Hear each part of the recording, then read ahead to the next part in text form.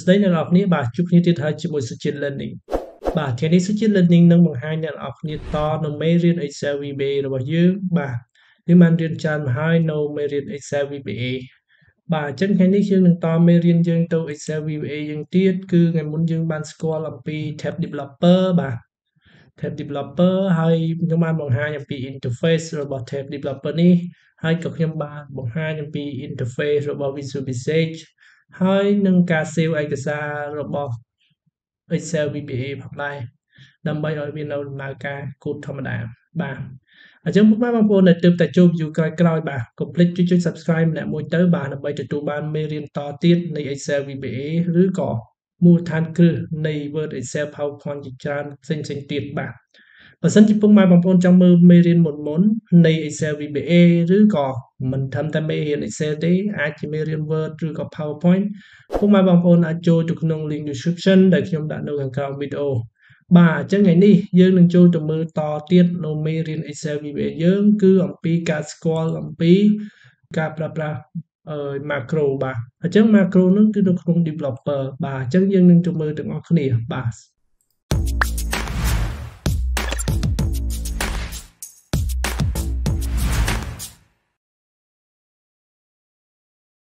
បាទសួស្តីអ្នកនរគ្នាបាទឥឡូវយើងចូលមកក្នុង Excel របស់យើងបាទឥឡូវថ្ងៃនេះខ្ញុំនឹងបង្ហាញអ្នកនរគ្នាអំពីការប្រើប្រាស់ macro បាទ macro នោះគឺមាន2ដែលខ្ញុំចង់បង្ហាញអ្នកនរគ្នាបាទអញ្ចឹងយើងចូលក្នុង Excel យើងហើយអញ្ចឹង Excel VBA យើងអ្នកនរគ្នាដឹងហើយគឺនៅក្នុង developer បាទអ្នកនរគ្នាចូលទៅកាន់ tab developer បាទ Excel ពុកម៉ែបងប្អូនបើសិនជាចូលមើលក្រោយៗអត់មានទេអញ្ចឹងពុកម៉ែបងប្អូនអាចចូលមើលវីដេអូខ្ញុំមុនបានរបៀបបើក tab developer នេះបាទគឺសម្រាប់សិក្សាអំពីគេហៅថា Excel VBA យើងនឹងឯងបាទឥឡូវខ្ញុំចូលមកកាន់ tab developer ហើយវីដេអូយើងគឺបង្ហាញអ្នកនរគ្នាអំពីការប្រើប្រាស់ macro ប៉ុន្តែ macro យើងមាន macro record macro និងមាន macro security បាទអញ្ចឹងថ្ងៃនេះខ្ញុំនឹងបង្ហាញអ្នកនរគ្នាអំពីការប្រើប្រាស់ macro security មុនហើយបន្ទាប់មកមេរៀនបន្ទាប់ខ្ញុំនឹងប្រាប់អ្នកនរគ្នាអំពីការ record macro ហើយនិងការប្រើប្រាស់ macro ទាំងអស់នេះបាទអញ្ចឹងថ្ងៃនេះខ្ញុំនឹងបង្ហាញអ្នកនរគ្នាអំពី macro security បាទអ្វីទៅជាហៅថា macro security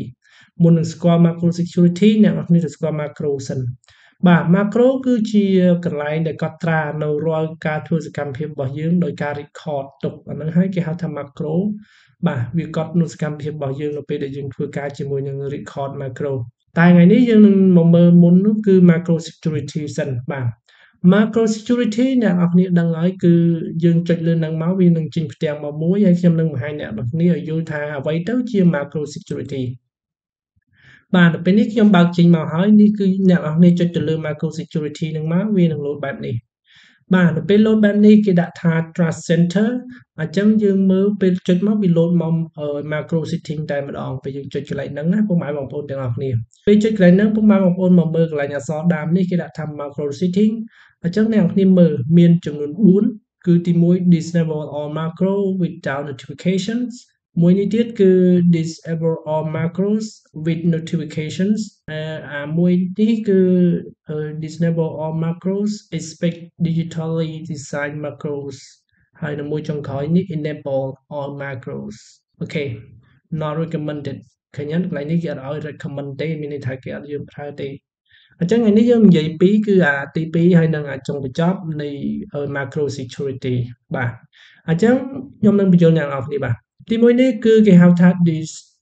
disable all macros with notification មានន័យថានៅពេលដែលយើងដាក់អាហ្នឹងហើយយើងចុច OK apply ទៅឯកសារដែលយើងបើកមកហ្នឹងគឺវានឹង load notification ការពារកន្លងវាមានមេរោគអីអញ្ចឹងវាបិទសិនចង់និយាយថាវាបិទសិនណាវា load notification សិនឲ្យយើងចុច allow ឬក៏ enable វាសិនវាចេញ notification សិនអញ្ចឹងខ្ញុំនឹងបង្ហាញអ្នកនរគ្នាពេលខ្ញុំដាក់ហើយខ្ញុំនឹងបង្ហាញតើវា load ដល់ម៉េចចំពោះ disable all macro with notifications បាទអញ្ចឹងចំពោះមួយនេះគេហៅថា enable all macros ហើយគេបើកវងកញ្ចក់គេថា not recommended អញ្ចឹងមានន័យថាគេអត់ suggest ឬក៏ឲ្យយើងដាក់អាហ្នឹងទេព្រោះវាមានបញ្ហាពេលខ្លះ ឯកសារ Excel ឬក៏យើងយកពីកុំព្យូទ័រមកផ្សេងៗឬក៏យើង download ពីអ៊ីនធឺណិតផ្សេងៗដែលមាន macro ហ្នឹងគេធ្វើ run security នឹងដូចគ្នាគេធ្វើ run មកគេធ្វើ C code ស្អីមកដល់ពេលយកមកយើងគ្រាន់តែចុចមកយើងបើកគឺវាដើរទាំងអស់តែម្ដងមានន័យថាវាអត់មាន load notification ទេ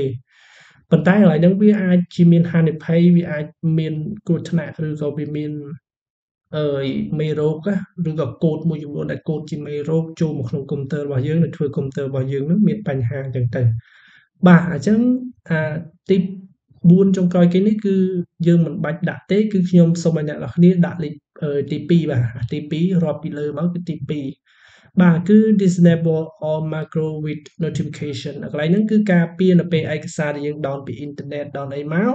គឺវា load notification មួយឥឡូវខ្ញុំដាក់ទី2ហ្នឹងហើយគឺបាទអ្នកនរគ្នាក៏ដាក់ទី2ហ្នឹងដែរទៅបាទដើម្បីដឹងថាពេលយើងយកឯកសារបើកមកវា load notification ហ្នឹងឲ្យ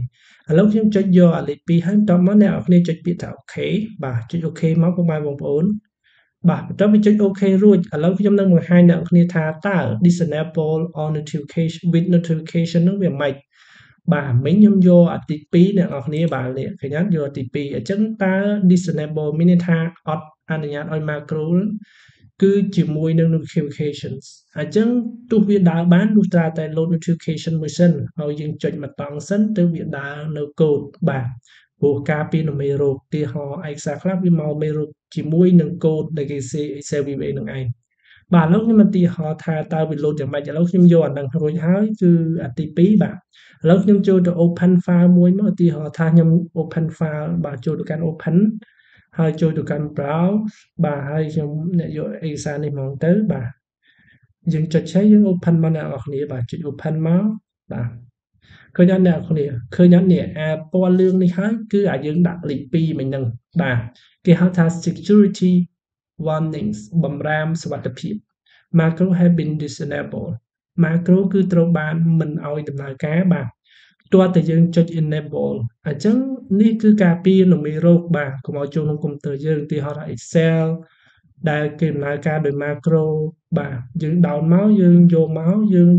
ចុចបើកទៅវាបើយើងដាក់លេខ4ណាអ្នកនរ4មិញទី4មិញវានឹងអត់មាន load អាហ្នឹងមកទេវាដំណើរការតែម្ដងអញ្ចឹងវាធ្វើឲ្យមេរោគអាចចូលមកក្នុងកុំព្យូទ័រយើងពុកម៉ែបងប្អូនបាទចំពោះដាក់អានេះទៅវាការពារបាទឧទាហរណ៍ថាឯកសារហ្នឹងយើងត្រូវការ print គេ send មកឲ្យយើងហើយយើង download មកបាទហើយជាគេហៅថាយើងយក print តែម្ដងយើងអត់មានធ្វើការកែតម្រូវអីយើងកុំចុចវា enable បាទយើងគ្រាន់តែចុចខ្វែងចោលក៏បានដែរហើយយើងធ្វើការ print មកបាទហើយបើយើងចង់ enable វាយើងក៏ enable ទៅបាទគឺយើងអាចធ្វើកិច្ចការនៅលើនឹងបានបាទអញ្ចឹងបើសិនជាអត់ចាំបាច់ទេយើងមិនបាច់ enable ទេយើងគ្រាន់តែយកមក print បាទតែបើយើងត្រូវការធ្វើការកែប្រែយើង enable វាទៅបាទនេះគឺអំពីការប្រើប្រាស់គេហៅថា macro security បាទនៅពេលដែលយើងដាក់លេខ2នេះគឺលេខ2រាប់ពីលើមកនេះវានឹងចេញបន្ទាត់ពណ៌លឿងនេះគេហៅថា notification នឹងឯងតែបើអ្នកនរគ្នាដាក់ក្រោមនេះបាទគឺវាអត់ load អានឹងមកទេពេលអ្នកនរគ្នា down ឯកសារ Excel មកពីអ៊ីនធឺណិតអ្នកនរគ្នាបើកមកគឺវាដំណើរការតែម្ដងដោយអត់មាន load គេហៅថាsecurity warning នេះទេបាទអញ្ចឹងវីដេអូខ្ញុំគឺមានតែប៉ុណ្្នឹងចង់បង្ហាញពុកម៉ែបងប្អូនអរគ្នាគឺមកស្គាល់អំពី macro security ហើយនៅក្នុងការប្រើប្រាស់ macro បាទអញ្ចឹងការប្រើប្រាស់ macro គឺមាន macro record និង macro security និង macro បាទអញ្ចឹងថ្ងៃនេះខ្ញុំបង្ហាញ macro security មុនបាទអញ្ចឹងសង្ឃឹមថាវីដេអូនេះមានប្រយោជន៍ដល់ពុកម៉ែបងប្អូនអរគ្នាបាទហើយសង្ឃឹមថានឹងជួបពុកម៉ែបងប្អូនអរគ្នានៅវីដេអូក្រោយបាទសូមអរគុណសូមជម្រាបលា